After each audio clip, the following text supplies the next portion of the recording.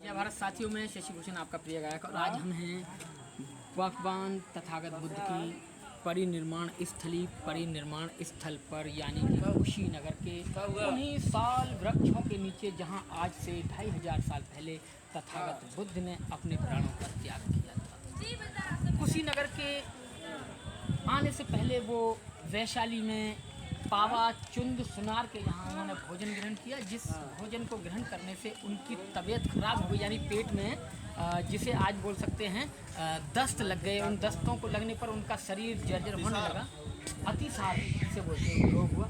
उस रोग के कारण तथागत बुद्ध चलकर यहाँ जब साल वृक्ष हुआ करते थे और ये जंगल हुआ करता था, अपने विशाल भिक्षु संघ के साथ यहाँ पहुँचते हैं। और ठीक मेरे पीछे आप देख रहे होंगे एक जगह है जहाँ पर जिसका डिजाइन अजंता की गुफाओं पर जो बना हुआ है, जो औरंगाबाद के शहर में वो गुफाएं हैं अजंता की, और वो भी हजारों साल पुरानी गुफाएं हैं।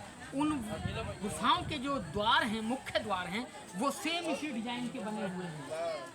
इन्हीं डिजाइनों को बाद में उसी डिजाइनों को उठाकर यहाँ बनाया गया। और ये विद्यार अंदर आपने देखा, एक बार अंदर की आप झलक देखेंगे, मैं चाहूँगा कि वो अंदर की झलक दिखाएं।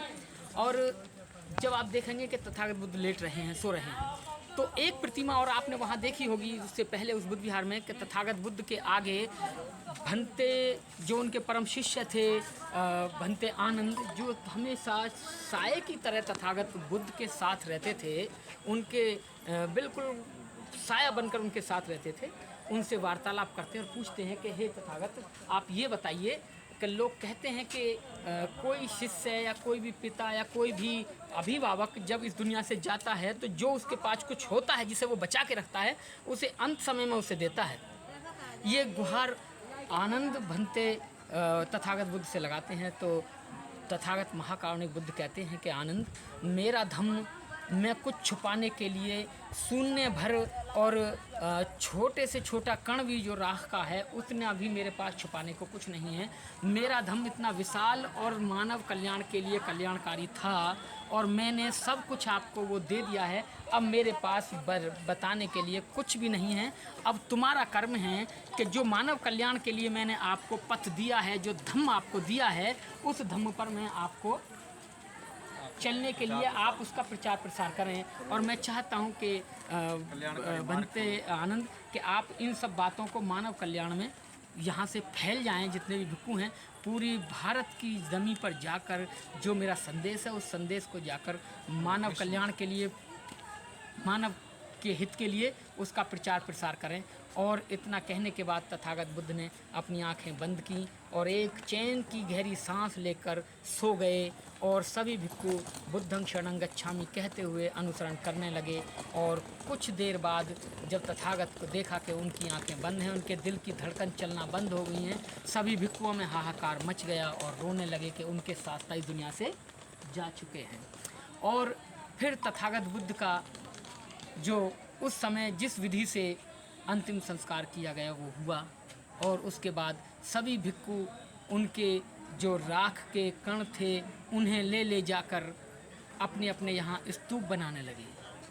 और जिस कटोरे में या जिस लोटे में उनकी अस्थियाँ रखी गई थी उनको भी एक भिक्षु ने लेकर, जिन्होंने उनको बांटा था, उन्हें लेकर वहाँ एक विशाल स्तूप बनाया गया।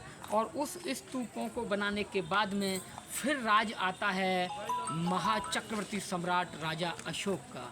और सम्राट चक्रवर्ती अशोक, प्रियदर्शी अशोक उन सभी अस्थियों को इकट्ठा करते हैं और देखते हैं कि उन अस्थियों को लेकर उनमें और कुछ राख मिला के उन्हें और ज़्यादा करके, ताकि हर एक स्तूप में कुछ ना कुछ कण चले जाएं। और 84,000 स्तूपों का निर्माण करते हैं। कहीं स्तंभ का निर्माण करते हैं तो कहीं बहुत विशाल मिट्टी का टीला बनाकर स्तूप बनाते हैं, तो कहीं बहुत मठ बना करके। इस तरीके से बुद्ध की हर अस्थि अवशेष पर उन्होंने 84,000 स्तूप बनाए। और उन्हीं अवशेषों पर आज पूरा भारत बौद्ध में है और चल रहा है।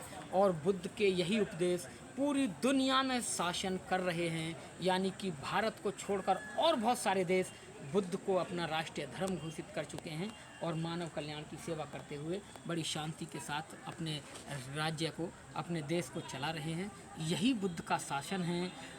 बुद्ध ने कहा था कि धम्म क्या है, अगर आप अपने रिश्तेदार, अपने पड़ोसी, अपने सगे संबंधी, इस किसी भी का अगर परेशानी में काम आ जाते हैं तो यही धम्म है। यानी कि बुद्ध धम्म संदेश महान, मानव मानव एक समान, एक समान, यही बुद्ध का संदेश। और इसी बुद्ध के संदेश को लेकर सम्राट अशोक के पुत्र और पुत्री संघमित्रा और महेंद्र श्रीलंका गए।